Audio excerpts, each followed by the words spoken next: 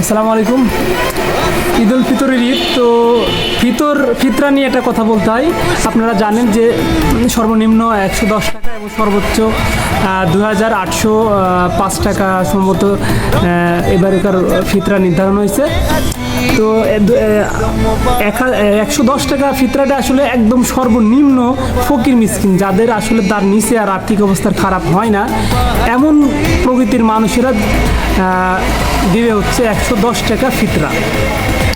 যার যার লেভেল অনুযায়ী সে ওইভাবে ফিতরা দিবে আমি আশা করি। আমাদের মধ্যে অনেক মানুষ আছে যারা হচ্ছে কী করে, ওই 110 টাকা সর্বনিম্ন শুনছে, ওই যারা একটু অবস্থা ভালো তারা ওই 110 টাকাই দিচ্ছে। আসলে এটা ঠিক না।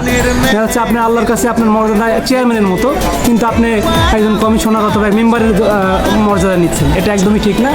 আল্লাহর কাছে আপনি সম্মানিত হতে হলে আপনার যে লেভেল সে অনুযায়ী ব্যবহার করতে বা আচরণ দেখাতে। ঈদ মুবারক।